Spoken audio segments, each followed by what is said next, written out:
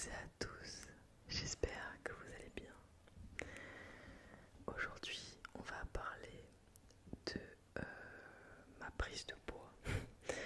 Euh, alors, on va parler du poids en général, de qu'est-ce qui fait qu'on peut prendre du poids, comment en perdre, etc.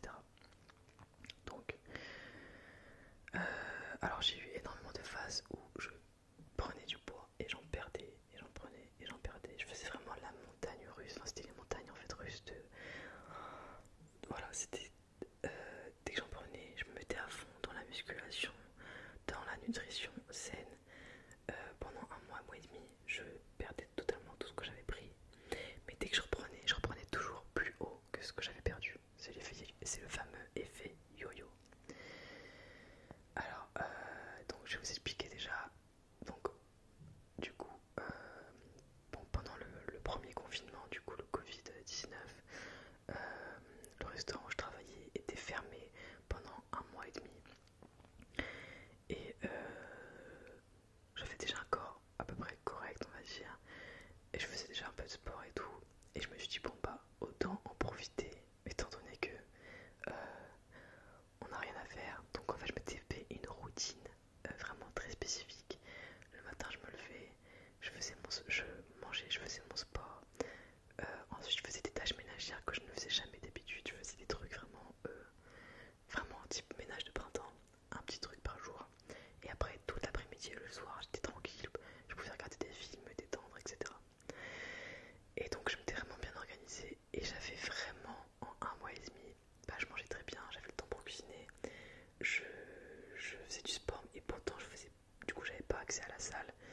Je faisais beaucoup de poids de corps, d'exercices avec des élastiques. J'avais acheté des sangles TRX, des élastiques, des paratips, enfin j'avais vraiment tout acheté.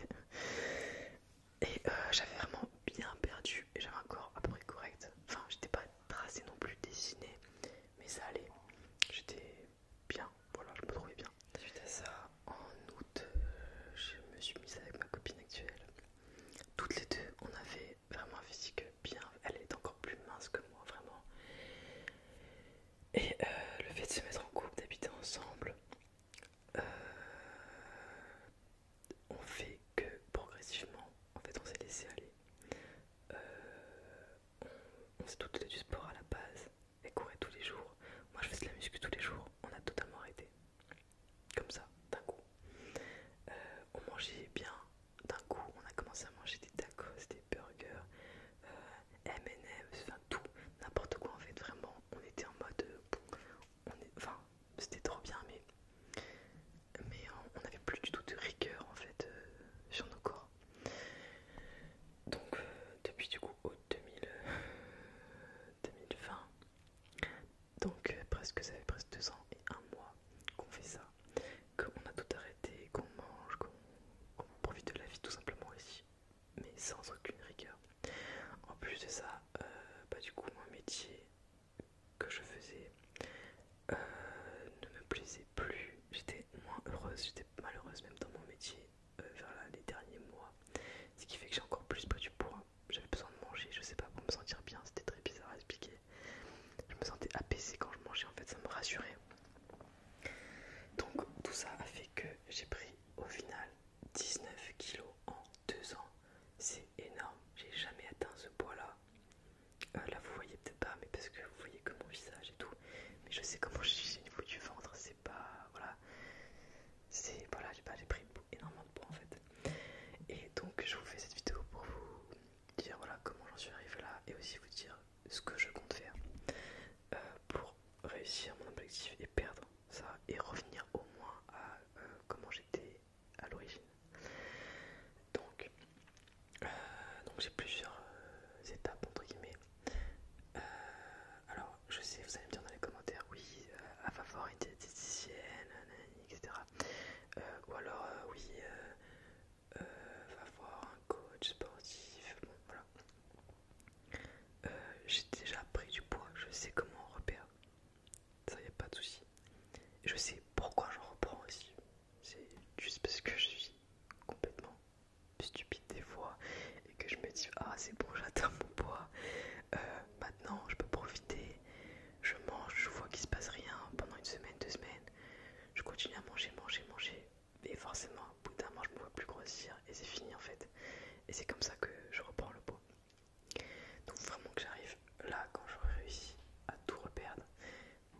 l'objectif sera vraiment de me stabiliser, de stabiliser mon poids et d'être, comment dire, de faire peut-être au début 2 repas plaisir par semaine pour me stabiliser. Enfin, vraiment d'avoir une alimentation quand même équilibrée sur le long terme et pas que pour perdre le poids que j'ai pris. Donc ça c'est un premier point que je faisais pas et qui je pense va m'aider à me stabiliser dans le temps. Ensuite là dans l'instant T, comment réussir, enfin comment moi je compte faire. Après si vous avez d'autres conseils, n'hésitez pas à me les dire en commentaire, je serai preneuse. Alors bon, déjà manger bien, manger convenablement, être en léger déficit calorique. Alors pour ça j'ai utilisé le calculateur de macronutriments de Eric Flag. Il a fait une vidéo spéciale dessus sur comment l'utiliser, comment savoir la quantité de glucides, de lipides et de protéines qu'on doit manger par jour. Il y a aussi une fonction du coup prise de masse ou alors sèche. Donc ce qui est cool c'est que dans son calculateur, c'est un calculateur sur Excel, vous rentrez vos kilos, votre taille, votre multiplicateur d'activité. C'est en fait combien de fois vous vous entraînez par semaine, et ça vous calcule en fait automatiquement vos besoins, si vous êtes une femme, un homme, etc. Donc déjà j'applique un léger déficit calorique. Il faut pas qu'il soit trop gros, sinon le corps va arrêter en fait de maigrir parce qu'il faudra stocker en fait tout ce qu'on a en réserve parce qu'il sera en période de famine en fait, et donc le corps va tout stocker et il va plus pouvoir perdre. Donc c'est important de ne pas trop baisser les glucides même trop rapidement, c'est vraiment important. Ensuite en fait je vous parle parce que j'adore m'intéresser à ça, à la nutrition, au sport, etc. Je regarde depuis très longtemps et j'aime bien, enfin je trouve ça hyper intéressant en fait, c'est pour ça que je vous dis ça, hein. Je suis pas une experte du tout mais j'aime bien, je m'intéresse. Donc voilà, un léger déficit calorique. J'ai prévu aussi, alors je sais que par exemple ma mère a fait Natureuse à une époque, elle n'avait droit à aucun cheat meal jusqu'à temps qu'elle ait perdu tout le poids qu'elle va perdre. Donc c'est hyper dur. Moi je me suis dit, je m'accorde un cheat meal par semaine, mais un cheat meal, pas un cheat day. Parce que à l'époque, ce que je faisais aussi, autre erreur, j'ai essayé d'analyser mes erreurs pour ne pas les refaire en fait.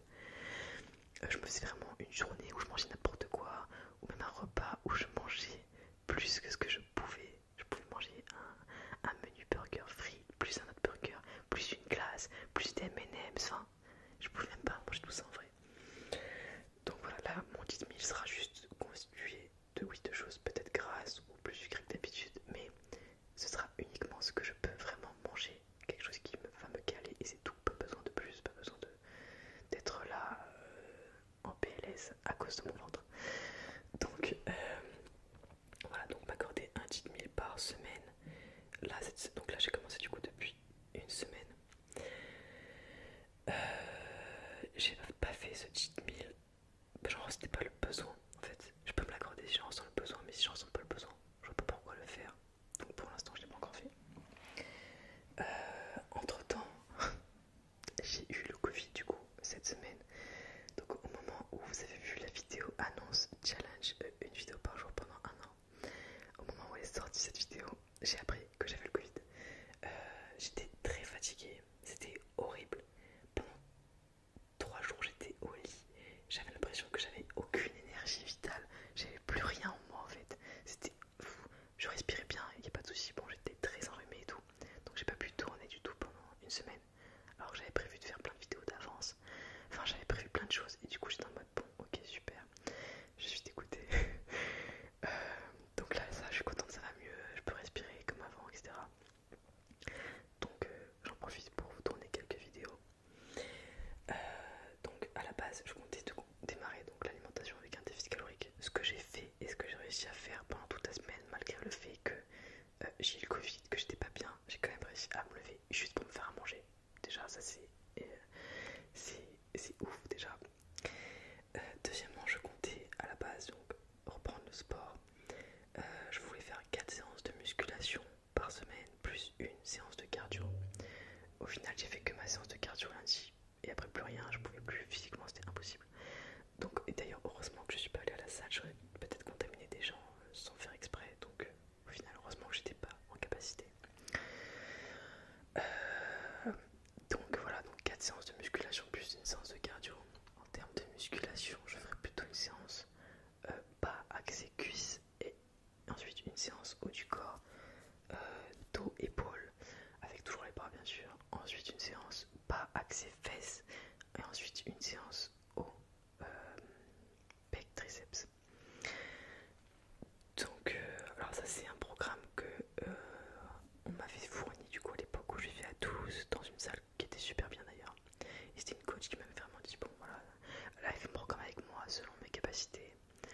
selon mes problèmes de santé, parce que bon, j'ai rien, enfin j'ai juste une hernie discale, du coup il y a certains exos que je peux pas trop faire, etc. Donc elle a adapté le programme à moi. Donc ce programme vraiment c'est le programme que je reprends à chaque fois quand je reprends la musculation, parce que mon corps a l'habitude, il connaît, il sait comment, voilà, je sais faire des exos. Enfin, à peu près, j'essaie d'avoir des mouvements propres, mais c'est compliqué de toujours contrôler à la perfection les mouvements. Donc 4 séances voilà, de muscu plus une séance de cardio, ce sera ou du vélo ou du rameur, enfin ça peut être plein de choses, peu importe, juste du cardio. Donc voilà, donc là j'ai fait ma première séance, ma première semaine, euh, là cette semaine, donc j'ai pas eu le sport, j'ai juste mangé bien. Bon, j'ai perdu beaucoup de poids d'un coup, peut-être que c'est trop rapide. Après, j'ai vraiment changé drastiquement mon alimentation, c'est-à-dire qu'avant c'était limite burger frites tous les jours, tacos, enfin c'était tous les jours, j'avais des... En fait j'ai fait un cheat meal en continu, donc peut-être que c'est aussi pour ça que j'ai perdu aussi vite, parce que j'avais pas d'alimentation genre à peu près bien, c'était vraiment très malsain. Euh, donc j'ai perdu ouais, 2,7 kg là en une semaine. Je pense pas que je perdrai ça tout le temps, non. Après ça va être plutôt 1 kg, même des fois 500 grammes, des fois ça va être stable, ça peut arriver, c'est comme ça, enfin c'est... Je suis consciente que c'était entre guillemets une chance et que c'est pas tout le temps comme ça. Donc voilà ça, donc on a dit premièrement manger bien, déficit calorique, plus de légumes, de protéines, un peu moins de glucides, faut jouer sur les glucides en fait. Ensuite, bah en fait là ce que j'ai fait en fait typiquement, étant donné que j'ai pas pu faire de sport, je savais que en vrai en fait j'avais calculé mes macros pour quand je faisais du sport. Donc là vu que j'en ai pas fait, j'ai baissé mes glucides, donc j'en mangeais pas le soir et au moins j'étais tranquille, je savais que j'en mangeais que le matin et le midi, après j'en mangeais pas. Et au moins j'étais tranquille. Après peut-être que là quand je ferai du sport, de la muscu, peut-être que j'aurai un peu plus faim le soir et que je mangerai un petit peu de glucides le soir, je verrai. Donc voilà ça, donc manger bien, déficit calorique, s'entraîner et dormir bien, très important le sommeil qui te permet de récupérer ton énergie déjà, de reconstruire ta muscle après une séance et de ne pas mettre ton corps en état de stress s'il manque de sommeil, car le stress est le pire ennemi du poids, ça provoque du cortisol, enfin bref c'est horrible. Donc voilà, donc là je suis vraiment dans un cadre entre guillemets strict et carré dans le sens où pour l'instant je ne travaille pas depuis là quelques mois, non pas depuis 2-3 mois. Genre je sais pas quoi faire d'ailleurs en termes de futur métier, mais pour une fois je peux me consacrer à ça à temps plein sans autre source de stress. Donc je pense que je suis dans des conditions entre guillemets optimales pour réussir. En plus de ça, ma copine qui aussi a pris du poids souhaite m'accompagner du coup dans ce projet. Enfin on est vraiment à deux motivés dans le projet. Donc ça va, ça peut que nous rebooster.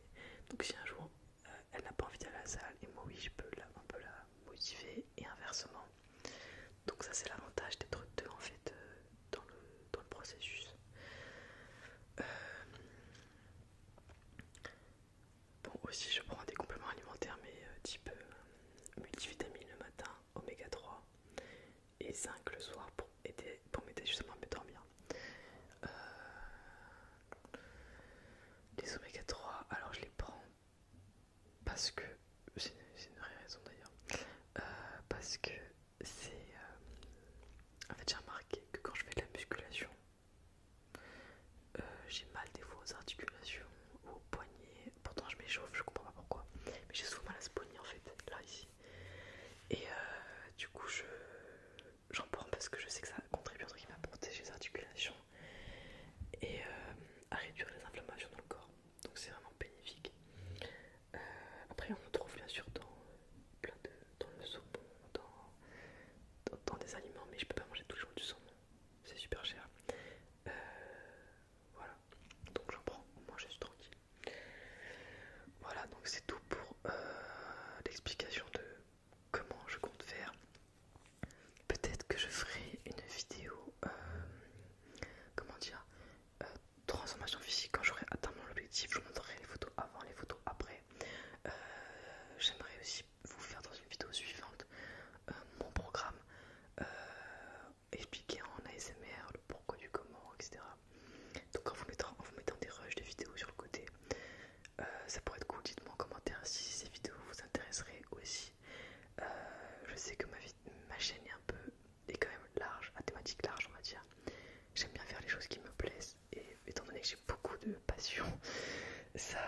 ressens aussi dans la chaîne.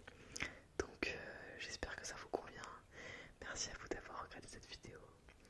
Si vous aussi vous êtes